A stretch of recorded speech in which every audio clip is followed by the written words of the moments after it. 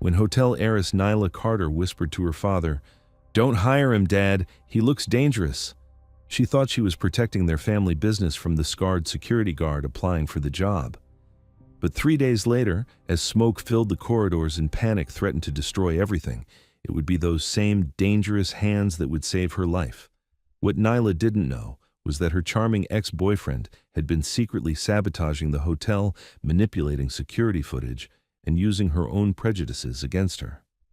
The night everything came crashing down in that underground parking garage, she would have to choose between the lies that felt safe and the truth that terrified her. But sometimes the person you fear the most is exactly who you need to trust. If you're watching this story unfold, hit that subscribe button and tell me in the comments where you're watching from, because this tale of misjudgment and redemption is just getting started. The morning sun painted gold stripes across the Persian rug in Charles Carter's office. Nyla stood by the tall windows, watching delivery trucks roll up to the Carter house's service entrance 3 floors below. Her father's hotel had been in their family for 30 years, and every brick seemed to hold a memory. "The gala is this weekend, Dad," she said, turning from the window. "We need extra security for the ballroom." Charles looked up from his computer, reading glasses perched on his nose. At 58, he still had the sharp eyes that had built this hotel from nothing. "Any recommendations?" "I called the usual agency. They sent over a few resumes." Nyla picked up a folder from his desk. "Most look good. Professional headshots, clean uniforms in the photos." A knock interrupted them. Charles called out, "Come in." The man who stepped through the door was not what Nyla expected. Tall and broad-shouldered, he wore a simple button-down shirt and dark pants. His brown hair was cut short and neat. A thin scar ran near his left eyebrow, barely visible, but there. He moved with quiet confidence, like someone who knew how to take up just the right amount of space. "Mr. Carter, I'm Evan Hale. We spoke on the phone about the security position." Charles stood and shook his hand. "Yes, come sit down." Nyla stayed by the window, arms crossed. Something about this man made her nervous. Maybe it was his size. Maybe it was the way his eyes seemed to take in every detail of the room. She couldn't put her finger on it, but warning bells went off in her head. "Tell me about your background," Charles said. Evan sat in the chair across from the desk. "I worked as an EMT for 5 years before switching to security. I know how to stay calm when things go wrong. I can handle medical emergencies, crowd control, basic de-escalation." His voice was steady and low, not threatening exactly, but Nyla found herself studying his hands, wondering what kind of trouble those hands had seen. "Why, the career change?" Charles asked.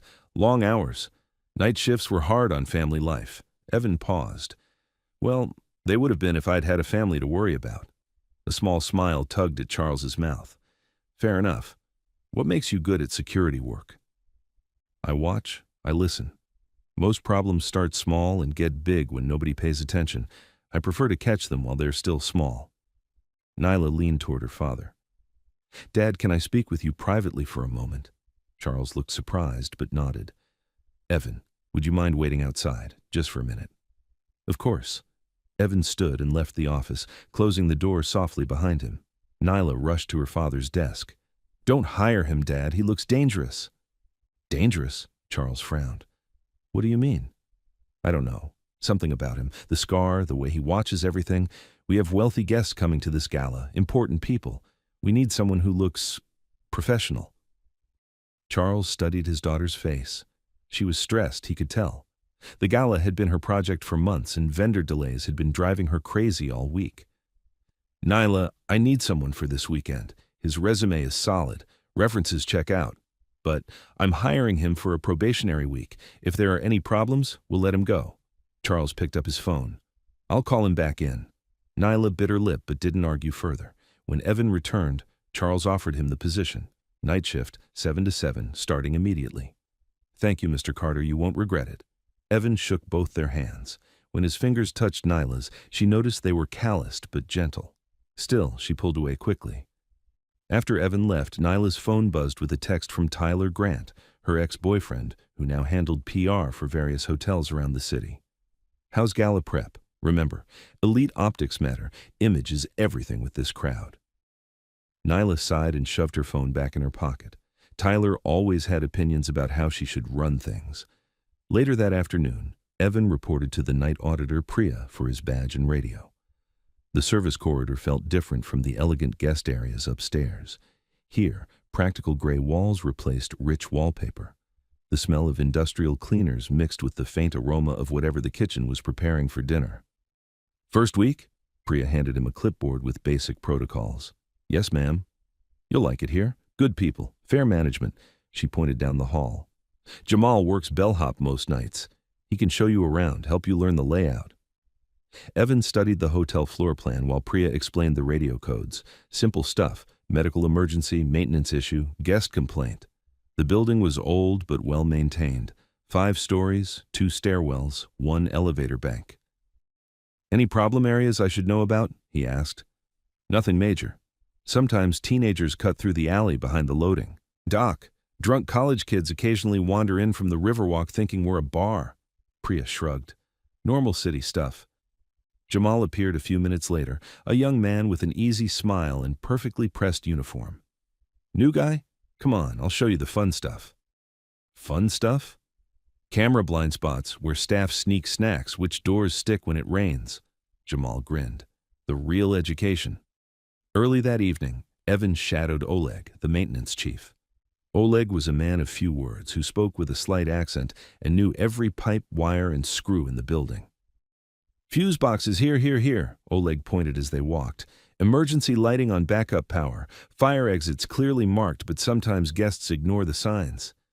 They stopped at a service door near the ballroom. Evan tried the handle. It stuck, then opened with a sharp jerk. "This latch gives you trouble?" Oleg grunted. "Been flaky for weeks. Sometimes sticks, sometimes swings too free. On my list to fix." Evan made a note on his clipboard. As they continued the walkthrough, he noticed a faint smell in the air. Not smoke exactly, but something electrical. Old wires, maybe. "You smell that?" Oleg sniffed and nodded. "Old building. Sometimes the panels get warm. Not dangerous, just needs watching." Evan filed a formal report before his shift ended. Short and simple. Sticky latch on service door B7. Electrical odor near panel 3C. Both non-urgent, but worth monitoring. Meanwhile, Nyla and Tyler were walking through the ballroom, checking table arrangements. Crystal chandeliers cast warm light over round tables draped in white linen. Everything looked elegant and expensive. "You should consider having security wear tuxedos," Tyler said, scrolling through photos on his phone. "More sophisticated than those basic uniforms. Security needs to be functional, not fashionable." "Image matters, Nyla. These guests expect a certain level of..." Tyler gestured vaguely. "Refinement. They expect to be safe. That's what matters." Tyler stopped walking. "Speaking of safe, what's the story with the new guard? Looks like he could snap someone in half." Nyla felt that same uncomfortable feeling from the morning. Dad hired him, 1-week trial. Maybe suggest he work the loading dock instead of the main floor? Keep him away from guests? Tyler's tone was casual, but Nyla caught the criticism underneath. She didn't answer. Part of her agreed with Tyler. Evan didn't look like the polished security guards at the fancy downtown hotels. But another part of her bristled at Tyler's assumptions. Why did she always let him make her second guess herself? Near midnight, Evan was making his rounds with Oleg. They checked fire extinguishers, tested emergency lighting, and walked every hallway twice. The hotel felt different at night. Quieter, but more alive somehow, like the building itself was resting. "Good first day," Oleg said as they finished their checklist. "Thank you for the tour. You take notes. I like that." Oleg paused by the front desk. "Most security guards just watch cameras. You pay attention to the building." Evan was filling out his shift report when he saw Nyla leaving through the side entrance. She looked tired, her dark hair pulled back in a messy bun, her elegant work dress wrinkled from the long day. She noticed him at the security desk and their eyes met for a second. She nodded politely and kept walking. He nodded back and returned to his paperwork. The next morning, Nyla led the daily staff briefing in the main conference room. Rosa Jimenez, her assistant, sat beside her with a tablet full of vendor schedules and last-minute details. The room filled with department heads and senior staff. "Gala is in 2 days," Nyla began. "Final vendor deliveries tomorrow. Setup starts at 8 a.m. Rosa will coordinate timing so we don't have florists and caterers bumping into each other. She went through the checklist. Linens confirmed, bar stock delivered, musicians scheduled for sound check at 4. Everything was falling into place, but Nyla still felt the familiar knot in her stomach that came with big events. Brantone, she continued, this is our signature gala. Donors expect elegance and professionalism from every interaction. Please keep that in mind with guests and media. Tyler slipped into the back of the room halfway through the meeting. He wasn't invited, but he often dropped by when he was working with other hotel clients in the area. Nyla tried to ignore him, but his presence always made her feel like she was being evaluated. After the briefing, Tyler approached her with his phone in hand. I have an idea for the Instagram coverage, short reel featuring your most photogenic staff, really showcase the luxury experience. Rosa looked up from her tablet. Most photogenic?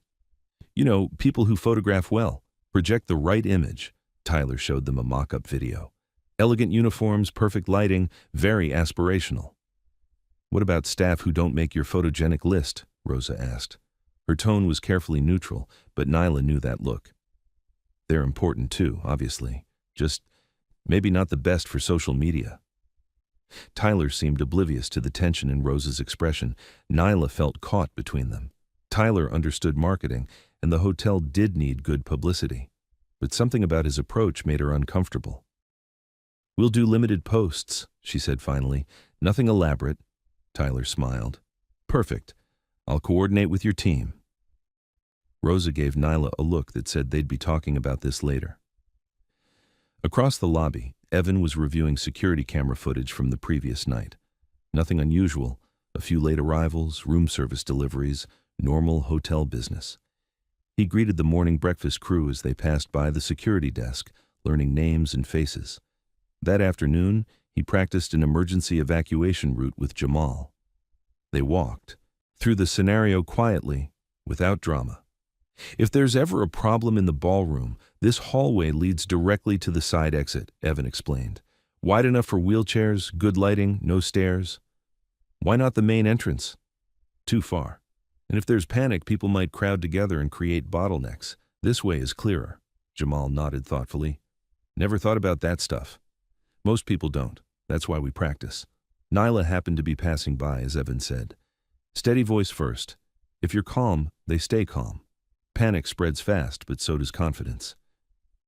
She paused in the hallway, listening despite herself. There was something reassuring about the way Evan talked about safety. Not dramatic or self-important. Just practical. Still, she kept walking without saying anything. The next day brought controlled chaos.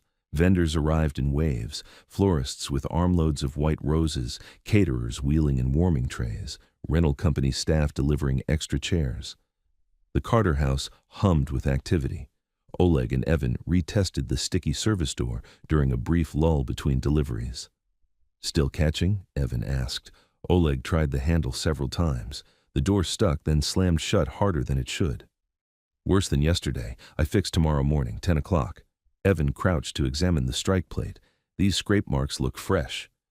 Probably from forcing it when it sticks. But Oleg frowned as he looked closer. The scratches did look recent, like someone had pried at the latch with a blunt tool. You want to fix it today instead? Evan asked. No time. Tomorrow. Oleg made a note on his work order. Is not emergency. Meanwhile, Nyla was helping May, the florist, solve a crisis involving a delayed shipment of white orchids. Charles had specifically requested orchids as centerpieces, and May was close to tears. We can substitute white lilies, May suggested. Very elegant, very similar. Dad will notice, Nyla said gently. But lilies are beautiful too. I'll handle it with him. Later, Evan encountered Mrs. Patterson, an elderly guest who'd gotten confused looking for her room. She seemed flustered and embarrassed. Excuse me, she said. I can't remember. Is my room on the 3rd or 4th floor? Evan kept his distance, speaking gently. What's your last name, ma'am? I can look it up for you. Patterson, room. Oh dear, I've forgotten the number too. No problem. He called the front desk and confirmed her room number, then gave her clear directions. 3rd floor? Turn right off the elevator, 4th door on your left. Would you like me to call someone to walk with you? No, I'm fine now. Thank you so much. You're very kind. Nyla watched the interaction from across the lobby. Evan could have seemed intimidating to an elderly woman, but instead he was patient and respectful. She filed that observation away, unsure what to do with it. That evening, Evan updated his shift. Log. Replace door latch 10 orator tomorrow. Retest smoke sensors in corridor C. Check electrical panel 3C for odor source. He left a copy for Oleg and filed the original with Priya. Gala morning arrived bright and clear. Installers arrived early to hang additional lighting in the ballroom. Nyla juggled schedules, keeping vendors from getting in each other's way. Charles reminded her twice to keep everything flawless. At 10:15, Oleg installed the new door latch while Evan held his tools. The job took 20 minutes, and they tested the door several times. Smooth operation, secure closing. Better, Oleg said, satisfied. Much better, Evan agreed. Around noon, Tyler propped open a back service door while taking a phone call. The afternoon was warm, and he claimed he needed fresh air. Evan noticed later during his camera review, but assumed it was temporary, maybe 5 or 10 minutes for Tyler's call. He made a note, but didn't think it was urgent enough to interrupt anyone over. Jamal stopped by the security desk with a warning. Heads up, saw some teenagers hanging around the alley this morning. Probably nothing, but they've been cutting through our loading area lately. Thanks for letting me know. Just normal city stuff, but worth watching. By late afternoon, guests began arriving for the gala. Well-dressed couples emerged from expensive cars at the main entrance. Valet staff moved efficiently, creating the seamless experience the Carter House was known for. Evan's shift overlapped with day security for extra coverage. He positioned himself where he could see both the ballroom entrance and the main lobby, staying unobtrusive but alert. Nyla moved through the crowd in an elegant black dress, checking details and greeting donors. She caught sight of Evan standing near a pillar, observing the room without drawing attention to himself. For the first time, she noticed how his calm presence might actually be reassuring to guests, the ballroom filled with the gentle sounds of conversation and clinking crystal. Everything was going perfectly. Then, during Evan's corridor sweep around 9 o'clock, he smelled smoke. Not the faint electrical smell from before. This was actual smoke. He followed his nose to the newly fixed service door and found a smoldering junction cover behind an electrical panel. Old wiring had finally shorted out. He radioed Oleg immediately, then used a small fire extinguisher to put out the smoldering insulation. The fire was tiny, easily contained, but smoke was beginning to drift down the hallway. Need to redirect foot traffic from corridor C, he told the nearest staff member. Nothing dramatic, just guide people around to the main hallway. They moved quickly and quietly. Guests barely noticed the adjustment. Within minutes, Oleg arrived to kill power to the damaged panel. But as Nyla crossed a service passage on her way to check table arrangements, smoke suddenly thickened from a second electrical hotspot behind an old panel. The building's alarm system began a soft warning chime, not the full evacuation alarm, just a notice to staff that something needed attention. The smoke wasn't dangerous yet, but visibility dropped quickly in the narrow hallway. Nyla found herself coughing, disoriented in the haze. Then a calm voice spoke beside her. "Miss Carter, here's a damp cloth. Hold it over your nose." Evan appeared through the smoke, moving with the same quiet confidence she'd noticed in her father's office. He offered her a small towel, damp with clean water. "Take my hand. I know the way out." His fingers were steady and warm. Without thinking, she gripped them tightly. "Breathe slow," he said as they moved. "Stay with me." He led her along a route he'd obviously planned in advance. No hesitation, no wrong turns. They passed Oleg, who was shutting down power to the second panel. The ballroom lights dimmed briefly, then stabilized on backup power. Guests noticed the dimming but remained calm. Most probably assumed it was an intentional lighting effect. Within 2 minutes, they reached a side exit.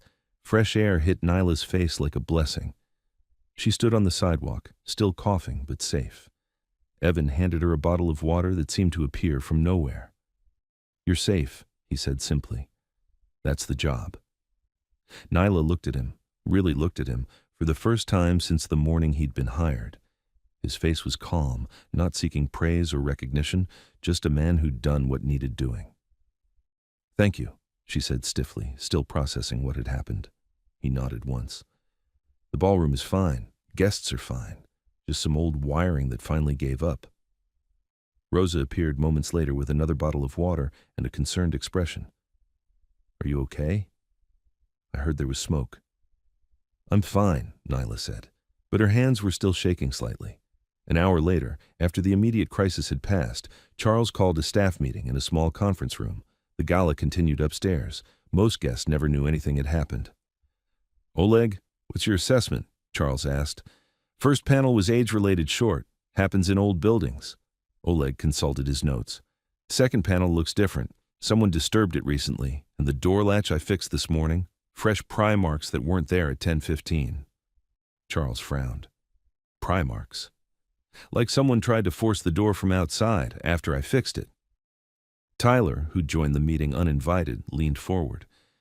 Maybe we should consider whether having such an intense security presence might be attracting the wrong kind of attention. Some guards can seem aggressive around access points. Nyla bristled. Aggressive? He just saved my life. I'm not criticizing his actions tonight. I'm talking about general approach. Image matters with our clientele. Charles promised a full electrician inspection at dawn and praised the staff's calm handling of the situation. But Nyla could see him processing Tyler's comment about intense security presence.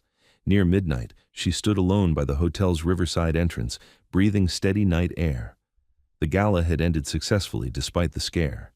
Guests left happy, praising the elegant evening and the staff's professionalism. She watched Evan finish his incident report at the security desk. His writing was neat and detailed. Times, actions taken, people involved. No drama, just facts. For the first time since her father had hired him, Nyla wondered if she'd been wrong about Evan Hale. Maybe dangerous wasn't the right word. Maybe what she'd sensed was simply competence. The thought unsettled her almost as much as the smoke had. Someone had tampered with the building's security. Someone had tried to force open doors and disturb electrical panels. And the man she'd told her father not to hire, the man who looked dangerous, had been the one to keep everyone safe. Now she would have to work closely with Evan to figure out who was targeting the hotel. The irony wasn't lost on her. She glanced one more time at the man she'd misjudged, then headed inside to help Priya with the final paperwork of the night. The next morning, Nyla stood outside the security office, holding 2 cups of coffee. She'd been thinking all night about what had happened in the smoke-filled corridor, about Evan's steady voice and gentle hands, about how wrong she might have been. She knocked on the doorframe. Evan looked up from his computer, where he was typing up the final incident report. Mr. Hale, could I speak with you? Of course. He saved his work and turned to face her. Is everything all right? Nyla handed him one of the coffee cups. I wanted to ask you to walk me through your safety procedures, like I'm a guest who doesn't know the building. Evan accepted the coffee with a small smile. Thank you. And yes, I can do that. They started in the main lobby. Evan pointed out details she'd never noticed, despite working in the hotel for years. See how the front desk curves? Creates a natural flow toward the elevators, but also gives staff clear sight lines to both entrances. He gestured toward the riverside doors. If there's ever a problem near the main entrance, guests can exit through the riverside without confusion. They walked to the ballroom. Emergency exits are clearly marked, but people don't always look for signs when they're panicked, so I memorize alternate routes that feel natural. Like the hallway you used last night? Right. Wide corridor, good lighting, no turns. Even in smoke, you can follow the wall straight to the exit. Nyla found herself impressed by how much thought went into simple safety planning. How do you know all this? EMT training. You learn to think 3 steps ahead. Evan paused by the service corridor where the electrical fire had started. Most emergencies aren't dramatic. They're small problems that grow, bigger when nobody notices them early. They tested radio communication with Rosa, who was coordinating vendor cleanup from the gala. Simple phrases, clear codes, nothing complicated. Thank you for teaching me this, Nyla said as they finished the walkthrough.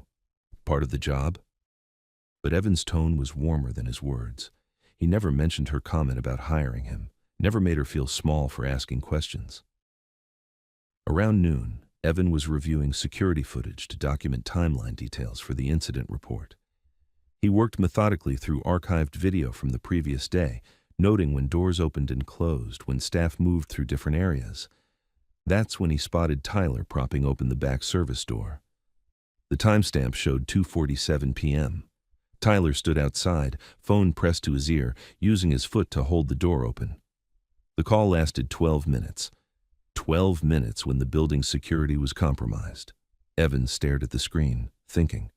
Tyler was Nyla's ex-boyfriend and still involved in hotel business somehow. Bringing this up could create drama, but the timing bothered him. The door was tampered with hours after Tyler had left it unsecured. He decided to save the footage and talk to Oleg first. Let the maintenance chief decide how to handle it.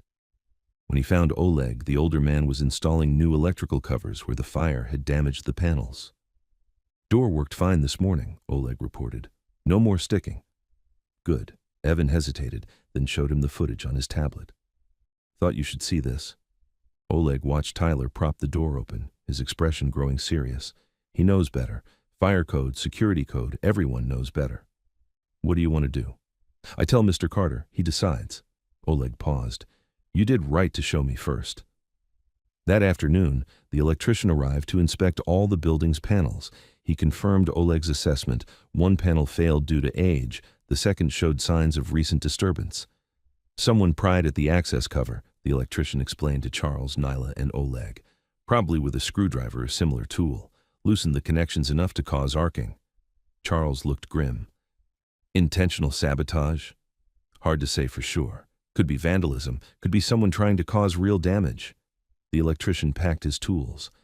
Either way, you'll want to file a report and maybe review your security footage. After he left, Oleg pulled Charles aside and showed him the footage of Tyler and the prop door. Charles watched it twice, his jaw tightening. 12 minutes, Charles muttered. 12 minutes when anyone could have walked through that door. Not saying Tyler did anything wrong on purpose, Oleg said carefully. But timing is concerning. Charles nodded grimly. Thank you for bringing this to my attention. Meanwhile, Nyla was helping Rosa sort through photos from the gala. Tyler had taken dozens of pictures for social media, elegant shots of the ballroom, smiling guests, perfectly arranged tables. These are nice, Rosa said, scrolling through the images on Tyler's camera. Very polished. Nyla noticed something. He didn't include any staff photos. What do you mean? Look, guests, decorations, food, but no pictures of Jamal helping elderly guests, or Priya managing the front desk, or the kitchen staff who worked overtime. Nyla frowned. He talked about featuring photogenic employees, then didn't include any employees at all. Rosa looked at the photos again. Huh, you're right. It's like the gala ran itself. That bothered Nyla more than she expected. The staff had made the evening special, but Tyler's version of the story erased them completely. Evening came, and Nyla found herself looking for Evan during his rounds. She found him by the staff lockers, organizing his gear for the night shift. Evan, I owe you an apology. He looked up from his logbook. For what? For what I said to my father, about you looking dangerous. The words felt heavy in her mouth. It was wrong, and I'm sorry. Evan was quiet for a moment, then nodded. I've been judged on appearance before. I understand it. That doesn't make it right. No, but it makes it human. He closed his locker. People see what they expect to see, sometimes what they're afraid to see. They shared a laugh when Jamal appeared with a story about a celebrity guest who'd gotten lost trying to find the ice machine and ended up in the laundry room. She was very nice about it, Jamal grinned, but she did ask if we could install better signs. I'll add it to the suggestion list, Nyla said. Oleg poked his head around the corner. Electrician is coming back at 7 tonight, wants to test the new panel connections under load. Later that evening, Charles was doing a final walkthrough of the ballroom when he suddenly felt lightheaded. The room seemed to tilt slightly, and he reached for a chair to steady himself. Evan appeared beside him within seconds. Mr. Carter, you okay? Just dizzy for a moment. Evan guided him to a chair and brought him a glass of cool water. Take slow, deep breaths. Let your head clear. Charles followed the instructions, and color gradually returned to his face. Dr. Morrison, who'd been attending the gala as a donor, happened to be checking his coat at the front desk when Evan called for him. "Probably just fatigue," Dr. Morrison said after a quick examination. "Have you been eating regularly? Sleeping enough?" Charles admitted he'd been working late and skipping meals while preparing for the gala. "Rest tonight. Light breakfast tomorrow. If it happens again, come see me in the office." Dr. Morrison shook Evan's hand. "Good thinking. Calling for help quickly." After the doctor left, Charles turned to Evan. "Thank you. That was professional. Are you feeling better?" "Much?" Charles studied the younger man's face. "My daughter was right to apologize to you earlier. I should apologize too." "No need, sir." "There is need." Charles stood up carefully. "First impressions can be wrong. I should have looked deeper before making assumptions." Neela texted Rosa from her office. "Dad's okay, nothing serious." Then she sent a message to Evan. "Thank you." His response came back quickly. Late that night, after their shifts ended, Nyla found herself walking toward the Plain Diner across the street from the hotel. The place was nothing fancy. Cracked vinyl booths, fluorescent lighting, a menu that hadn't changed in 20 years, but it was open late and served decent coffee. She was surprised to find Evan already there, sitting in a booth by the window with a cup of coffee and a sandwich. "Mind if I join you?" she asked. "Please." He gestured to the seat across from him. They talked quietly about the day, the gala, the ongoing mystery of who had tampered with the building. But the conversation gradually shifted to more personal things. "Can I ask you something?" Nyla said. "Why security? After being an EMT, I mean." Evan stirred his coffee thoughtfully. "EMT work is about crisis moments, life and death, high adrenaline, split-second decisions. I was good at it, but it wore me out." "Too stressful?" "Too much flash. Everything was dramatic, urgent, life or death. I realized I preferred quieter work, preventing problems instead of just responding to them." Nyla understood that. "I sometimes feel like I'm always putting out fires instead of thinking ahead." Hotel management seems like it would be all about thinking ahead. It should be, but I get caught up in making sure everything looks perfect. Like, if I control the image, I can control the outcome. Evan smiled. Image is just the surface. It's what's underneath that matters. When they reached for the check at the same time, their hands brushed. Both laughed at the awkward moment. "I'll get it," Nyla said. "Dutch?" "Deal." Outside on the sidewalk, they lingered under the streetlight. The hotel glowed across the street, peaceful in the late-night quiet. For a moment, they stood close enough that Nyla could smell Evan's cologne, something simple and clean. The almost kiss moment was interrupted by Nyla's phone buzzing with a text from Rosa. "Need to see a video tomorrow morning." Tyler posted something strange. The spell broken, they said goodnight and headed to their cars. The next morning, Charles's office felt tense as Tyler set up his laptop on the conference table. Nyla and Rosa sat on one side, Charles and Evan on the other. "I need to show you something concerning," Tyler began, his voice serious. "I was reviewing security footage for my final gala report when I noticed this." He played a video clip that showed Evan approaching Tyler near the back service door. The timestamp showed the day before the gala. In the video, Evan appeared to grab Tyler's arm aggressively, his face intense. Tyler seemed to pull away, looking alarmed. "This kind of aggressive behavior from security staff could be a liability," Tyler said, "especially with our elite clientele." Charles watched the clip twice, his expression grave. "Evan, what's your explanation?" Evan studied the screen calmly. "May I see the full footage from that time period?" "This is the relevant portion," Tyler said quickly. "I'd still like to see the context." Tyler's jaw tightened. "I think what we see here is pretty clear." Charles looked uncomfortable. The video did look bad. Evan appeared large and threatening compared to Tyler's smaller frame. "I'm sorry, Evan," Charles said finally, "but given recent security concerns, I can't take any risks. I'm suspending you pending a full review." "I understand," Evan said quietly. He didn't argue or defend himself, which somehow made the moment worse. "This is ridiculous," Nyla burst out, but her father held up a hand. "The decision is made. Evan, please turn in your badge and radio. We'll contact you within the week with our final decision." Evan stood and removed his badge, handing it to Priya at the front desk. He packed his few personal items into a small box, a coffee mug, his notebook, a small flashlight. Jamal appeared as Evan was leaving. "This is wrong, man. Everyone knows you're good at this job." "Take care of the place," Evan said simply. "You'll do fine." Nyla watched from the lobby as Evan walked to his car, carrying the small box.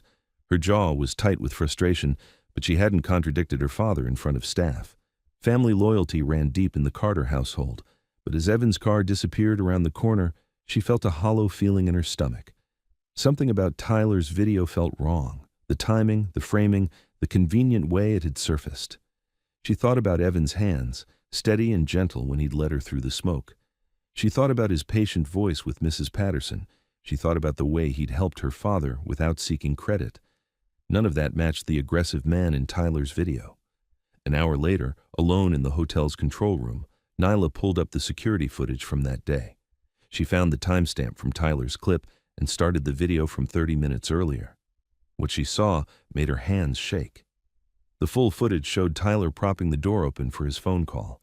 It showed Evan approaching and politely asking him to close it for security reasons. Tyler had brushed him off dismissively. Evan had gently but firmly guided the door closed, explaining about fire codes and access control. Tyler's edited clip had removed all context, making Evan's professional concern look like aggression. Nyla downloaded the complete footage onto her laptop, her mind racing. Tyler had deliberately manipulated the video to frame Evan, but why? She thought about Tyler's comments about elite optics and photogenic staff, about his suggestion that Evan looked too intense for the main floor, about his convenient appearance with edited footage right when they needed answers about the building tampering. The pattern was ugly but clear. Tyler wanted Evan gone, and he'd been willing to lie to make it happen. Her phone buzzed with a text from Tyler. "Handled that security problem for you. Hotel's image is safe now." Nyla stared at the message, feeling sick. Tyler thought he'd done her a favor. He thought she'd wanted Evan gone and just hadn't been able to fire him herself. The realization hit her like a punch to the stomach. Tyler's manipulation had worked because he'd built on her own prejudices. He'd taken her initial reaction to Evan and twisted it into something worse. She closed the laptop and headed to her father's office. Charles needed to see the truth, even if it meant admitting they'd both been wrong. The full footage would speak for itself. But first, she had a decision to make about Tyler and about what kind of person she wanted to be going forward. The stakes felt higher than just one man's job. This was about truth versus convenience, character versus image, and whether she had the courage to choose what was right over what was easy. Nyla took a deep breath and knocked on her father's door. Time to set things right. Nyla's hands trembled as she set the laptop on her father's desk. Charles looked up from his paperwork, reading glasses perched on his nose.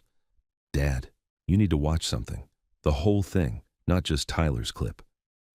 She opened the laptop and started the unedited security footage from the beginning. Charles frowned, but leaned forward to watch. The timestamp showed Tyler arriving at the back door for his phone call. He propped it open with his foot, clearly aware of what he was doing. The call went on for 12 minutes while the door remained unsecured. Then Evan appeared, approaching Tyler politely. Even without sound, his body language was respectful, not aggressive. He gestured toward the door, clearly explaining something. Tyler waved him off dismissively. Evan gently closed the door and appeared to explain about security protocols. Tyler looked annoyed, but didn't argue further. The interaction was professional, calm, nothing like the confrontation in Tyler's edited version. Charles watched the full clip twice, his face growing pale. "Oh, God," he whispered, "what have I done?" "Tyler manipulated us both," Nyla said. "He knew I was already nervous about Evan, so he played on that. Made us see what we expected to see instead of what actually happened." Charles pushed back from his desk, looking sick. "I suspended an innocent man based on a lie." "It gets worse, Dad. Look at the timestamp on Tyler's call. He left that door open for 12 minutes. The electrical panels were tampered with hours later." "You think Tyler, I don't know, maybe not directly, but he created the opportunity for someone else to get in." Charles stood up abruptly, pacing to the eave window. "I have to call Evan immediately. Apologize. Offer him his job back with full pay for the days he missed." "That's a good start," Nyla said. but I need to handle Tyler myself." Her father turned to look at her. "What do you mean?" "This is my fault too. I told you not to hire Evan in the first place. My prejudice gave Tyler something to work with." Nyla closed the laptop. "I need to own my part in this." Charles studied his daughter's face. "What are you planning?" "To end things with Tyler. Cleanly, publicly, so everyone knows where I stand." "Are you sure?" "Tyler has connections in the industry. He could make things difficult." Nyla thought about Evan's steady hands in the smoke, about his patient voice with elderly guests, about the way he'd helped her father without seeking credit. "Some things are more important than business connections," she said. That afternoon, Rosa squeezed Nyla's hand in the staff break room. "Proud of you for finding the truth. That took guts. I should have looked deeper from the beginning. We all make mistakes. What matters is fixing them." Rosa paused. "Have you talked to Evan yet?" "Dad called to reinstate him, offered a formal apology and back pay." Nyla fidgeted with her coffee cup. "I asked Evan to meet me tonight, in public, neutral territory." "Good. Clean slate, honest conversation." At 6 o'clock, Nyla texted Tyler to meet her in the hotel lobby. She chose the location deliberately, professional, public, with staff nearby who knew the real story.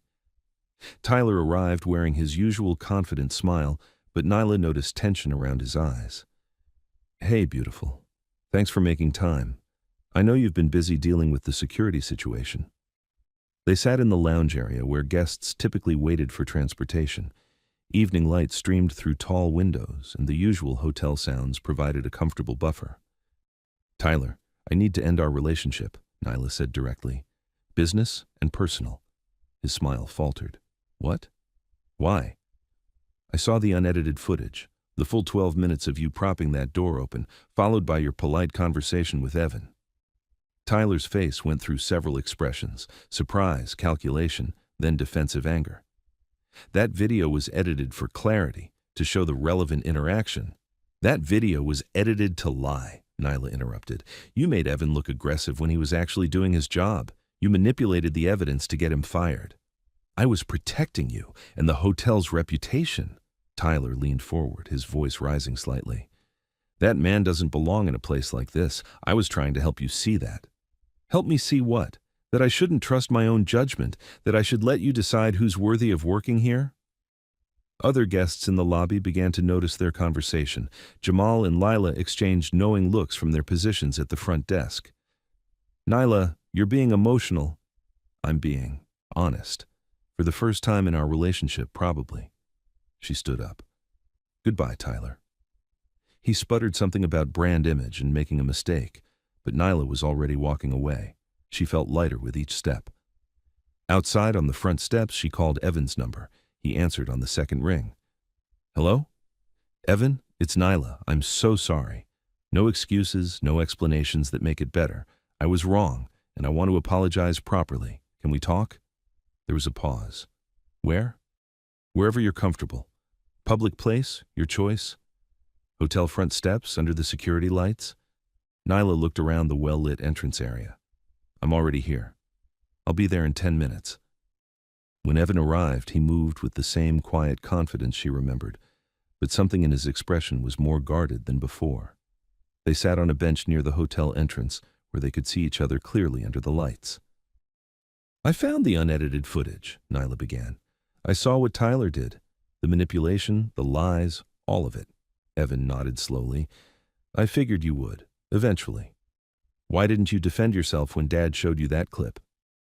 "Because defending myself would have meant calling your ex-boyfriend a liar in front of your father. That would have put you in an impossible position." Nyla felt a stab of guilt. "So you took the suspension to protect me from an awkward situation." "I took the suspension because I knew the truth would come out eventually, and because getting angry or defensive would have made me look guilty."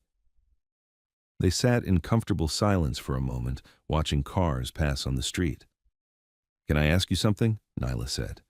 "When you saw Tyler prop that door open, why didn't you report it immediately?" Evan considered his answer. "Because I didn't want to create drama between you and someone you cared about. I planned to talk to Oleg first, let him decide how to handle it. Even though it compromised security, it was 12 minutes in the afternoon, not 12 hours at night. Poor judgment, not malicious intent. At least, that's what I thought at the time. Nyla turned to face him fully. I misjudged you from the first day. I told my father you looked dangerous based on nothing but prejudice and fear. I know. That doesn't bother you? Evan smiled slightly. Everyone makes snap judgments. Usually they correct themselves over time when they get more information. You did that. Tyler tried to prevent me from getting more information. Tyler was protecting what he thought you wanted. He was wrong about what you actually wanted, but he wasn't wrong about your initial reaction to me. The honesty of that statement hit hard. Tyler had exploited her prejudices, but those prejudices had been real. I want to do better, she said quietly. You already are. Nyla's phone buzzed with a text from Priya. Finished the nightly paperwork. Ready to lock up when you are. I need to go help close the hotel for the night, Nyla said. Would you walk me to my car when I'm done? For safety, not romance? Evan's smile became genuine. For safety, absolutely. They both laughed at the callback to their earlier conversation. I'll wait here with Jamal, Evan said. Take your time. At 11:30 p.m., Nyla and Evan walked together through the staff parking garage in the hotel's basement.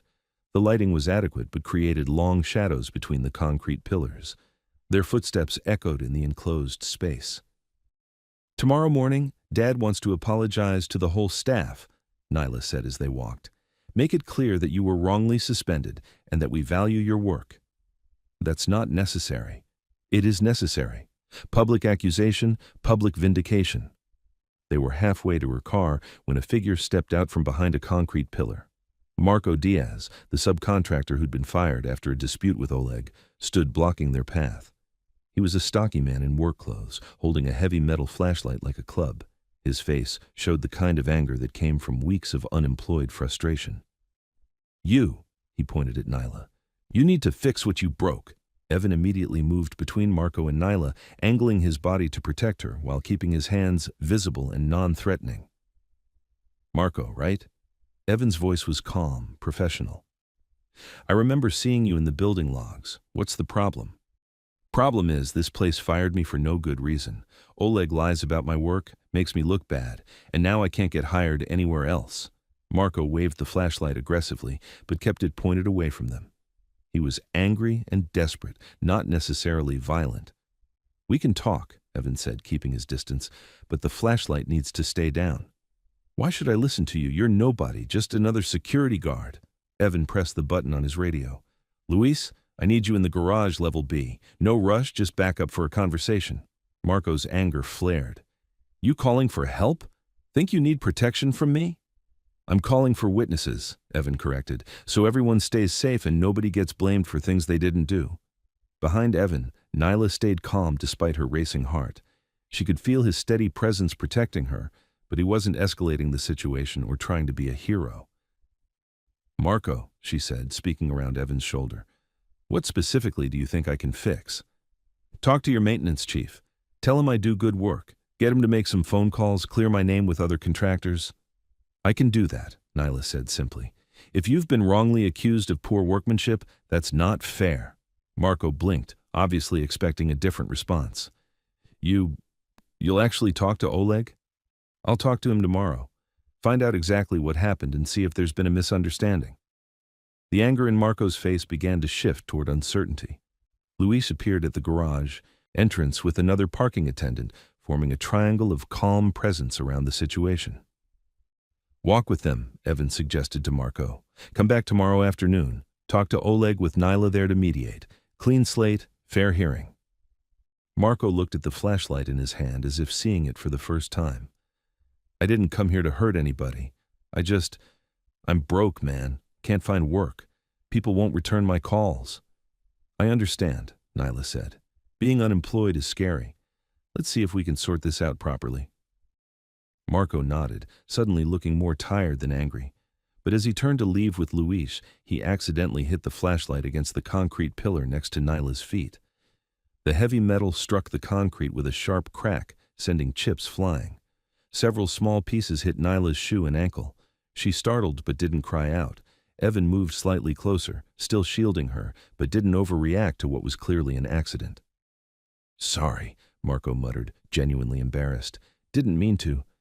It's okay, Nyla said, though her heart was pounding. No harm done. Charles appeared at the garage entrance moments later, having been paged by Luis according to protocol. He took in the scene. Evan steady and protective, Nyla safe behind him, Marco looking ashamed rather than threatening. Everything all right? Charles asked. Marco has some concerns about his termination, Evan explained. We've arranged for him to come back tomorrow afternoon for a mediated conversation with Oleg. Charles nodded, reading the situation quickly. That sounds fair. Marco, you're welcome to present your side of the story, but in the future, please make appointments through the front desk. Yes, sir. Thank you. Marco left with Luis and the other attendant, his anger deflated into embarrassment. After they were gone, Charles turned to Evan. Thank you. You handled that perfectly. Just doing the job. No, Charles said firmly. You went above and beyond. You protected my daughter while treating Marco with dignity. You de-escalated instead of escalating. That's not just doing a job, that's character. They moved to Charles's office to debrief the incident. The hotel was quiet now. Most guests settled in for the night. I'm reinstating you immediately, Charles told Evan. Full back pay, public apology to the staff tomorrow morning, and I want to make something clear. Security decisions override optics from now on, always. Evan nodded. I appreciate that, Mr. Carter. I also owe you a personal apology. I let business concerns cloud my judgment about your character. That was wrong. Apology accepted. Charles turned to Nyla. What do you want to do about Tyler's lies? Nothing public. He's out of our lives, that's enough. Nyla looked at Evan. Tyler tried to manipulate the situation, but the real problem was my initial prejudice. That's what I need to work on. Evan met her eyes. People change. Situations teach us things about ourselves we didn't know before. Some lessons are harder to learn than others, she said softly. Charles cleared his throat. It's late. Both of you should get some rest. Outside the office, Nyla and Evan walked to the quiet River Walk entrance. The hotel's exterior lights reflected off the water, creating a peaceful scene. Thank you, Nyla said, for not making me feel small about my mistakes, for protecting me tonight, for everything. You never were small, Evan replied, echoing his earlier comment. Just human. They stood close under the entrance lights, hands finding each other naturally. Not romantic yet, just two people who'd been through something difficult and found trust on the other side. Would you like to have coffee tomorrow, after Dad's staff meeting? Nyla asked. I'd like that. The diner across the street? Perfect. They parted ways peacefully, both feeling like something important had been settled. Not everything. They still had work to do on building trust and understanding each other, but the foundation was solid now. As Nyla drove home, she thought about the evening's events. Marco's anger had been real but understandable. Tyler's manipulation had been calculated and cruel. But Evan's steady response to both situations showed her what integrity looked like in action. Tomorrow would bring new challenges. There would be staff meetings, difficult conversations with Oleg about Marco's termination, and the ongoing work of running a hotel with fairness and dignity. But tonight, for the first time since this whole situation began, Nyla felt like she was moving in the right direction. The truth was out. The lies were exposed, and the man she'd once called dangerous had proven to be the safest person she'd ever known. Now came the harder part, learning to trust herself enough to see where that safety might lead. The next morning, Charles stood before the assembled hotel staff in the main conference room.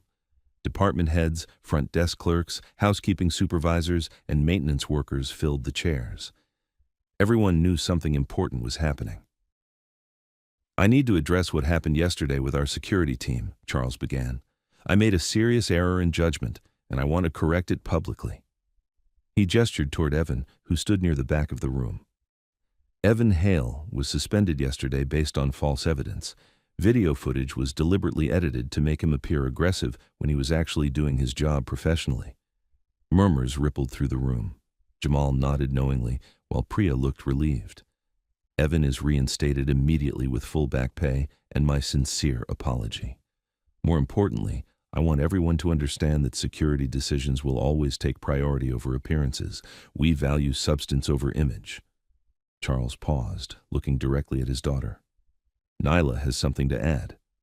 Nyla stood up, her heart beating fast. Public. Speaking had never been her favorite part of the job, but this felt important. I owe Evan an apology too. I judged him unfairly from the beginning based on nothing but assumptions. That was wrong, and it contributed to what happened yesterday. She looked around the room. We all make first impressions, but we need to be willing to change our minds when we get new information. Oleg raised his hand from the middle of the room. What about Marco Diaz's situation? Good question, Nyla replied. Marco is coming in this afternoon to discuss his termination with you directly. I'll mediate to make sure both sides get heard fairly. After the meeting, Rosa cornered Nyla by the coffee station. That took guts. Not everyone would admit their mistakes in front of the whole staff. It felt right. Public mistake. Public correction. So what's next? With Evan, I mean. Nyla smiled. Coffee. We're starting simple. That afternoon, the mediation session with Marco went better than expected. Oleg explained that Marco had been fired for repeatedly ignoring safety protocols, not for poor workmanship.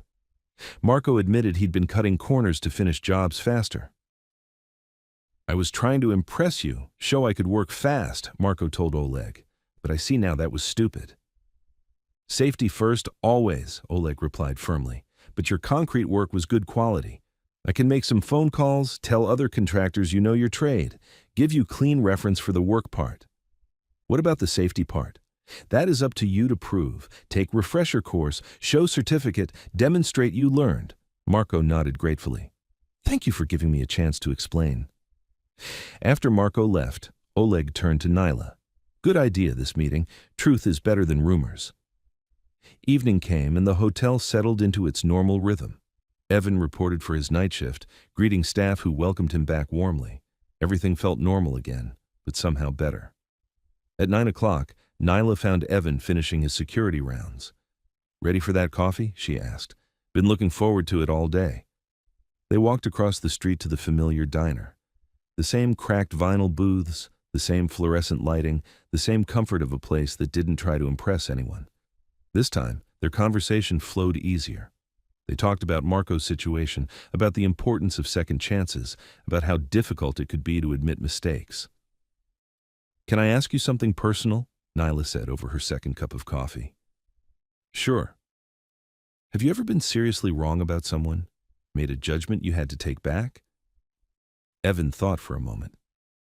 There was a guy on my EMT crew, big, loud, always joking around. I thought he wasn't serious about the job. Then one night we had a bad accident, multi-car collision, kids trapped in a vehicle. He worked for 4 hours straight to keep one little girl calm while we cut her out of the wreckage. Never stopped talking to Pete. Her, making up stories, keeping her focused on his voice instead of her pain. What happened? She was fine, scared but not seriously hurt. But I learned that people handle stress differently. His jokes and loud personality weren't signs of not caring. They were how he coped with seeing terrible things every day. Nyla nodded. I think I was scared of you because you seemed so competent, like you could handle anything. That intimidated me. Competent is intimidating. When you're used to feeling like you have to control everything, yes. Someone who's naturally calm in a crisis makes you question whether you're doing things right. They sat in comfortable silence, watching late-night traffic pass outside the diner windows. What do you want, Nyla? Evan asked quietly. From this, I mean, from us. She met his eyes. Honesty. No games, no trying to manage impressions, just real. I can do real. When they reached for the check this time, their hands didn't just brush. They lingered. Evan's fingers were warm and calloused from work, steady like everything else about him. My turn to pay, he said. We could split it. Next time, this one's mine. Outside the diner, they stood under the streetlight again. But tonight felt different. The awkwardness was gone, replaced by something easier and more certain. Nyla. Yes? Instead of answering with words, Evan stepped closer. His hand touched her face gently, giving her time to pull away if she wanted. She didn't want to. Their first kiss was soft and careful, like everything else about the way Evan moved through the world. No rush, no pressure, just the quiet beginning of something honest. When they separated, Nyla was smiling. That was nice, she said simply. Yeah, it was. They walked slowly back toward the hotel, hands linked, talking about small things, work schedules, favorite movies, places they'd like to travel someday. I should warn you, Nyla said as they reached the hotel entrance. I'm probably going to be cautious about this, about us. I don't have the best track record with relationships. Cautious is fine. We have time. You're not looking for anything dramatic? Passionate declarations and grand gestures? Evan laughed. I told you before, I prefer quiet, steady, real things that last. Good, because that's what I want too. They stopped at the Riverwalk entrance, where security lights reflected off the water. The hotel glowed behind them, peaceful and secure. Weekly coffee, Evan suggested. Regular conversations, no hiding, see where it goes. I'd like that. No trying to manage how it looks to other people. Just us figuring it out as we go. Evan squeezed her hand. I can work with that. A month later, the Carter house was running more smoothly than it had in years. Marco had completed his safety certification and was working steady jobs with good references from Oleg. Tyler had found work with hotels in another city where his talent for polished marketing was probably a better fit. The hotel's new social media featured real staff doing their actual jobs. Jamal helping elderly guests, Priya managing late-night check-ins with patience and skill, the kitchen crew preparing beautiful meals. The response from guests was overwhelmingly positive. People like seeing real competence, Rosa told Nyla as they reviewed engagement numbers. Turns out authentic is more impressive than perfect. Nyla and Evan had settled into a comfortable routine. Coffee twice a week, dinner when their schedules aligned, long walks along the river path on Sunday mornings. Nothing dramatic or complicated, just two people getting to know each other honestly. How's it going with your security guard? Charles asked his daughter one evening as they closed the hotel together. His name is Evan, Dad, and it's going well. Good. He's a good man. Took me a while to see it, but he's solid. Yes, he is. Charles paused by the front desk, watching Evan complete his evening rounds with quiet efficiency. You know what I like about him? Charles said. He doesn't need to prove anything. Just does the work, treats people with respect, shows up when you need him. Nyla smiled, thinking about Evan's steady hands in the smoke, his calm voice during the garage confrontation, his patient way of explaining safety procedures, without making her feel stupid for asking. Yeah, she said. That's what I like about him too. On a warm evening in late spring, Nyla and Evan sat on a bench in the small riverside park behind the hotel. The sun was setting, painting the water golden, and the city felt peaceful around them. I've been thinking, Nyla said, watching a family of ducks paddle past. About what? About ordinary things.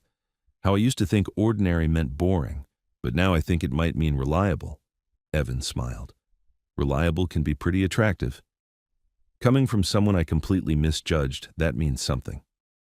They sat in comfortable silence, hands linked, watching the water flow past.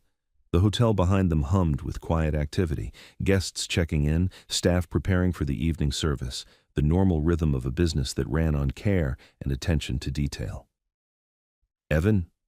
I'm glad my dad hired you. Even though you told him not to? Especially because I told him not to. It taught me something important about myself. What's that? That I can be wrong and still learn to be right. Evan brought their joined hands to his lips, kissing her knuckles gently. We both can. As the stars began to appear over the river, Nyla realized she'd found something she hadn't been looking for.